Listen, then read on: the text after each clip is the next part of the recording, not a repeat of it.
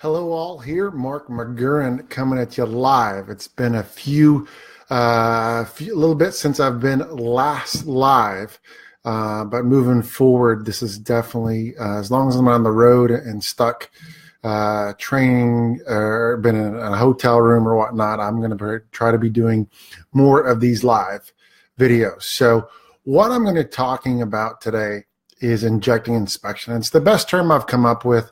And one of the most important things that any dealer can do, okay, to help them sell more cars. You see, what happens is, I don't care. I tagged a lot of CRM guys in this video, and I really don't care what CRM you have.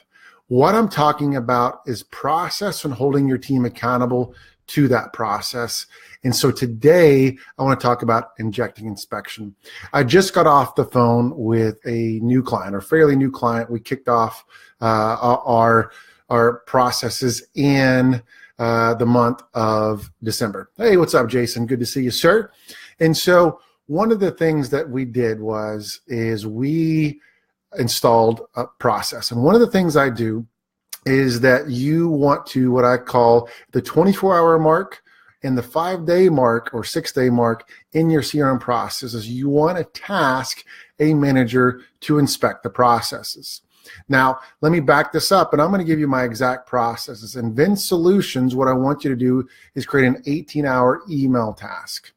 All right. And in any other CRM, it's just going to be the next day email task, the 24-hour mark for the manager that's overseeing your department. You see, we have a process in place, and whatever your process is, what I have found is that sometimes your team gets attacked by the task zombies. They get in task mode, not in follow-up mode. They get in going through the motions, getting their homework done versus let's try to get in appointments. All right. And so what I want to talk to you about is example, like Jason, I've been following him on Facebook, Jason Gerdner here, is that he went through and he jumped in and started following up with some of his Jacoby leads, right, that he's doing with that. And I think I saw a post, I think it was yesterday or today, but he was able to create 18, 20 appointments in one day, and the team couldn't get any appointments. And let me tell you why. He asserted a sense of urgency to get those appointments. And what happens with your team is they lose that sense of urgency. And so they start going through the motions. They start just doing tasks. They don't send the right vehicles that the customer inquires on. They don't answer the customer's questions. They don't make all the phone calls or the email tasks that you ask them to do. And so what happens is you create a poor consumer experience. And a lot of times they're not doing it to be lazy. They're just overloaded with tasks. In another video, I'm going to talk about efficiency and how to make them as efficient as possible. The days of requiring your team to make 100 to 150 phone calls has passed. I know some people might hang up and not start listening to this video anymore, but I'm telling you, I'd rather someone make 50 quality connections, calls, 75 connections than 100 just banging through the phone. All right. So let me back this up to tell you what you're going to do. Remember, at the 24-hour mark or 18-hour mark with Vin Solutions, what you're going to do is create an email task for the manager. And in that email task, it's not about the email. You see, the thing about it is that you're being tasked, raising up your hand, Mr. Manager, to look at every single lead. Now, Mark, that's a lot of stuff to do. Mark, I don't have time in the day. Okay, this is what I'm talking about. If you don't have time to inspect your processes, I can assure you without a doubt your team is not being as effective as they could be. They might be doing a good job and on the verge of doing a great job. But if you do not hold your BDC or internet team accountable for their processes, they can get lazy. Not saying everybody, but some might. So in that 24-hour mark or 18-hour mark, what you're doing with that email task is raising your hand and going, Mr. CRM, Mr. Manager, look at this lead. And what you're going to be doing is looking at response time. Number one, look at your response time and legitimate response time. I've already talked about not killing the clock. So you want to see your response time. Number two is response times for both phone and emails of what they did. And yes, Rick, I agree. Consumer experience is rubber and urgent engagement. You have to have that urgency. Are the emails personal, relevant? Are they doing what they should be doing? Are they reading the notes and saying, hey, did I answer the customer's question? All right. And so what you're going to be doing is looking at that. And then do they do what they're supposed to do that first day? And beyond that, people say, Mark, that's micromanaging. Okay. Maybe it is, maybe it's not, but I'm telling you, this is worth a 1 to 2% lead bump if you do this. 1 to 2% closing ratio lead bump when doing it for this reason only. Let's say your team is doing it perfectly, right? They do everything perfectly, but the consumer submits a lead right now. Okay.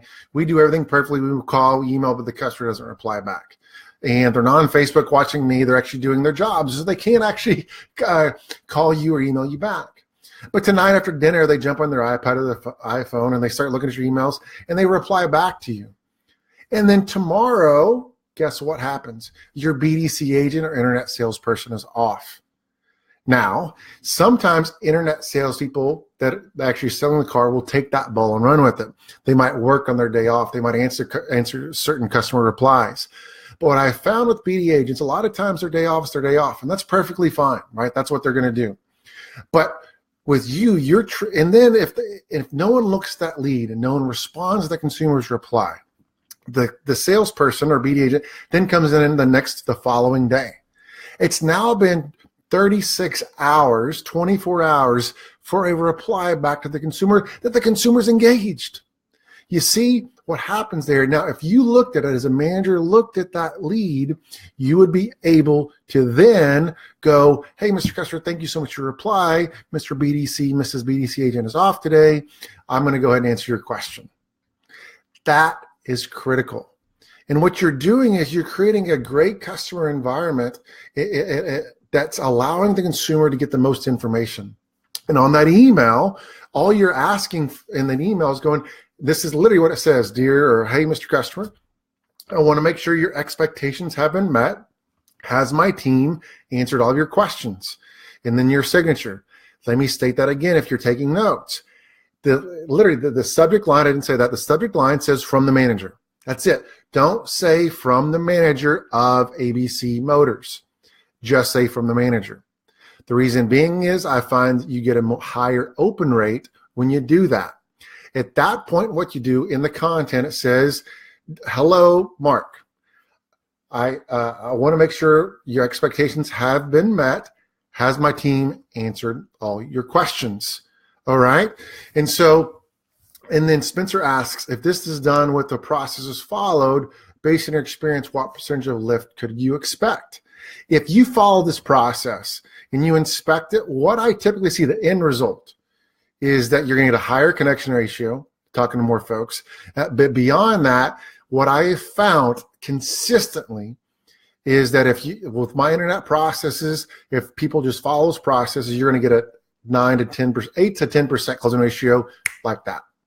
Just doing the processes. When inspection happens, what happens, what I'm talking about right now, I typically see a 1 to 2% closing ratio bump or higher.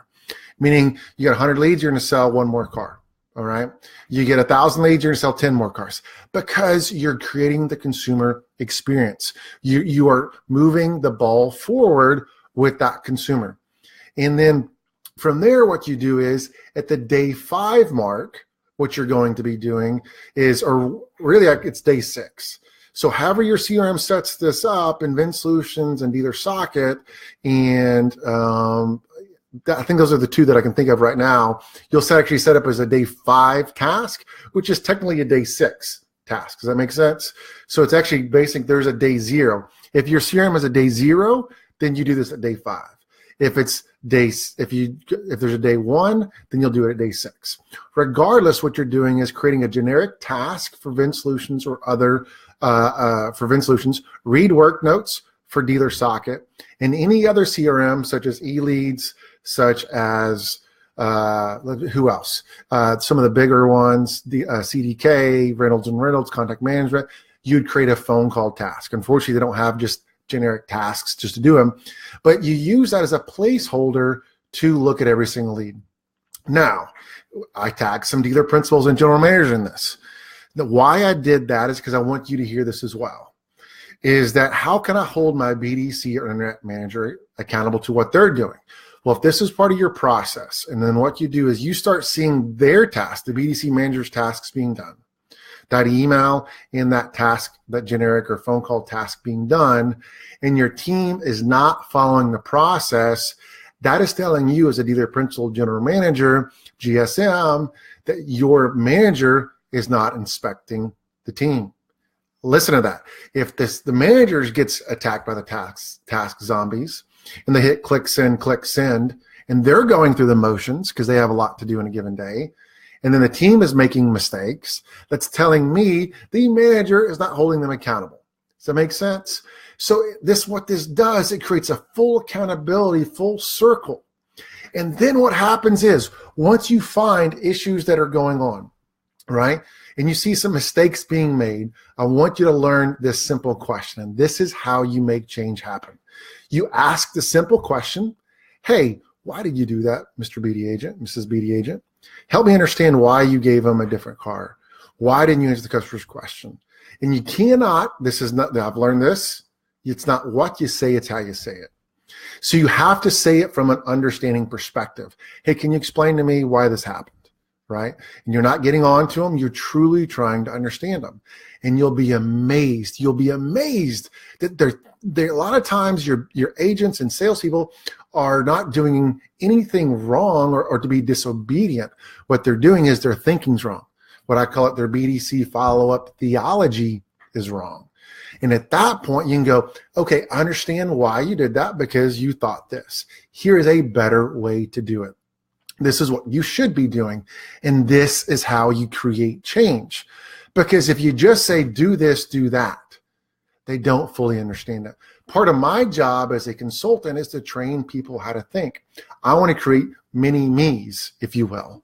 Okay. And if I always say the bald Texan points and shoots and says, go do that, if they don't understand it, they're going to go back to their old ways. I need people to understand the why behind what they do. And this is as a manager, how you can create that why. And it creates a full circle of accountability from you to the salespeople or BD agents as the managers, and then from the dealer principal to the general manager to you. And I promise you, I can assure you, you will sell more cars because of it. You'll create more connection. And I believe without a doubt, even the high performers that we have like to work in structure. People need a box. They need boundaries to work within. And by you holding them in these boundaries, by you keeping them inside this box, if you will, what you're going to find is that they will be more successful and they will thrive because they want that structure. They might push against it. They might go against it, but they say, you know what? When they start selling more cars because you're helping them out, you're helping move that ball forward, you're creating a better consumer experience, they will buy in. So I call this injecting inspection. And I don't care what process you use, what consultant you've brought in-house, anything that you've done, I can assure you, if you install this process, you hold your team accountable to that process, you will be more successful. There's not a doubt in my mind. And I challenge anyone that if they do this well, if they do not see a lift in their processes, call me up, message me, email me, message me, whatever, because something's really broke, okay, in your processes. So inject inspection. Let me wrap this up for the folks that are just jumping in. Injecting inspection for your internet process. What I want you to do at the 18-hour mark, 24-hour mark, if you can do it, I want 18 hours. If you can't do 18 hours, do the 1-day mark. I want a manager to be tasked for an email. That email is going to say the subject line from the manager.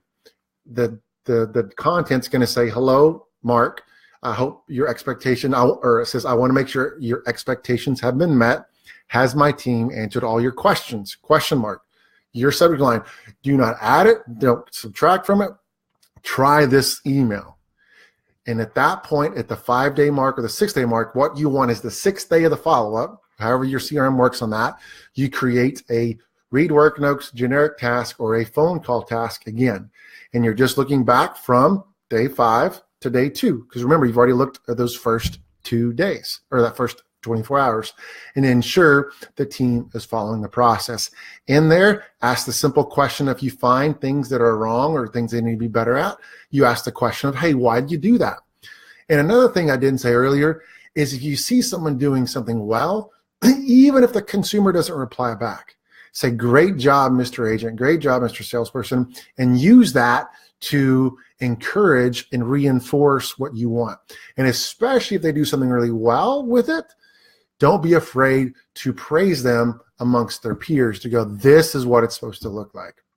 And then lastly, as general managers and either principals, what you need to be doing is going back, looking and inspecting leads every now and then, and jumping in at that point. What you're going to be doing is a dealer principal and general manager, seeing if the team's following the process. If you see mistakes that are being made, and then you see your manager making or not and sending their emails and doing their tasks, then without a doubt, you know that manager most likely is not doing their inspections. They're going through the motions. And by creating this circle of accountability and creating these boundaries, if you will, and inserting inspection in your processes, you will be more successful. I'm at the 16-minute mark. That's all I got for today. Please inject inspection in your process. And if you have any questions, thanks for listening, and feel free to message me with any and all questions. Have a great day.